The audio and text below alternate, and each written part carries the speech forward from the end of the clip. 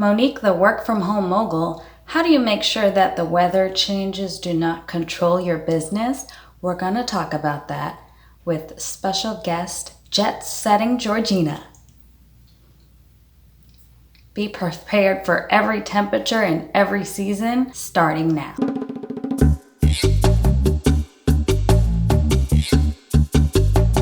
Waking up in the morning, ready to go for a run, and there's a 20 to 30 degree temperature drop could throw a wrench in your plans. Not to mention, what are your customers doing when these things happen? Or if there is a severe weather alert and all people can do is just look at the news 24/7. You can make sure that your business runs despite whatever chaos or inconveniences come along. First, let's talk about motivation.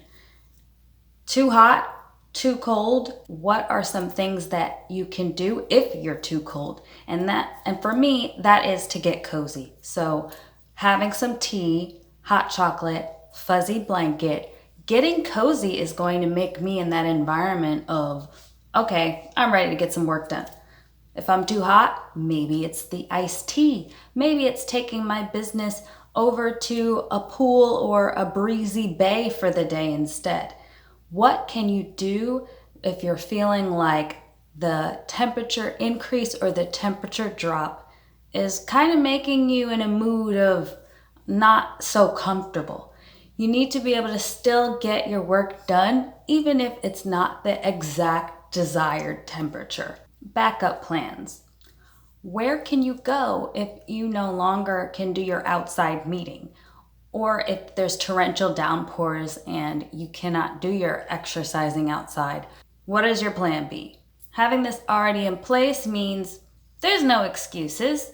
Of course, when you're having meetings, there's always going to be the other side that will cancel even if everything is perfect. What is your backup plan for the backup plan? Incentivize yourself, things that you could back out of just because you have no accountability, but also incentivizing your clients if you have a client meeting and perhaps, okay, there's something special if they're on time or show up for the first meeting. When you're doing your nighttime routine, you're definitely looking at the weather when picking out your outfits. Layers are a good idea.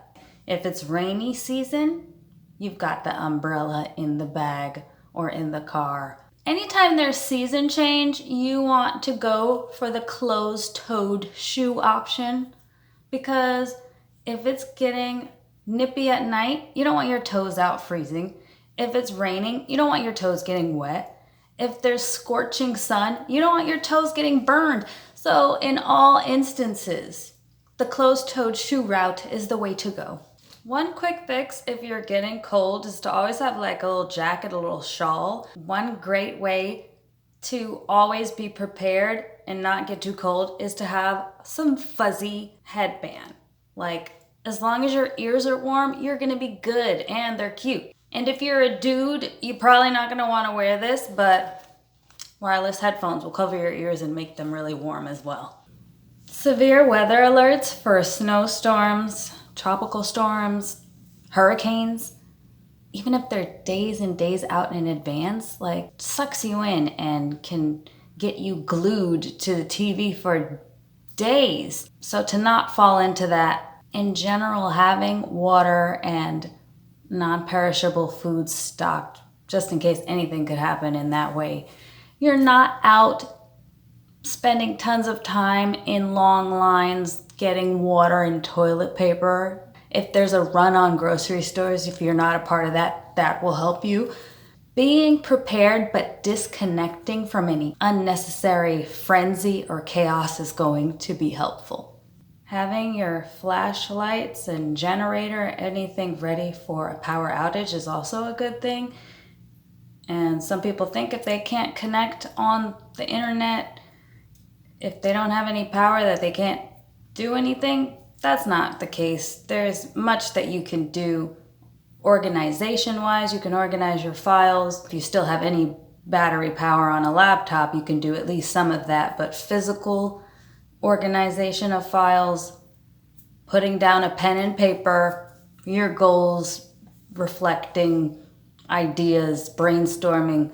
Actually, You can get a lot out of just spending time riding if you have hours on end with no power and nothing else to do.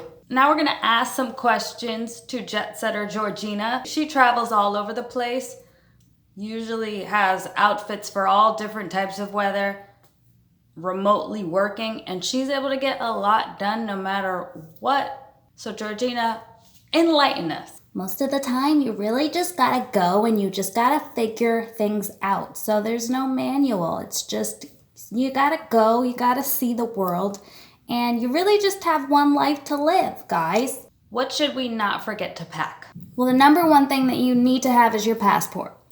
What would you say your staple, most important outfit is?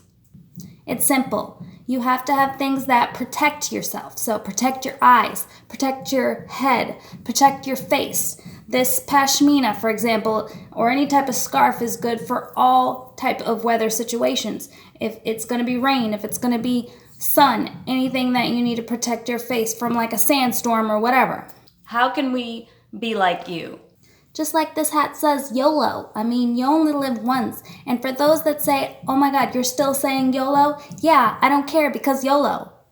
What would you say to someone who wants to just travel and work remotely? You don't have to have a lot of things. You just have to have a lot of practical things. The best piece of advice I ever got was, just go. Thanks, Georgina. Thanks, Work From Home Buddies, for watching. Don't forget to hit that notification bell and subscribe if you're not already for next week's video. Yeah, I don't care because YOLO.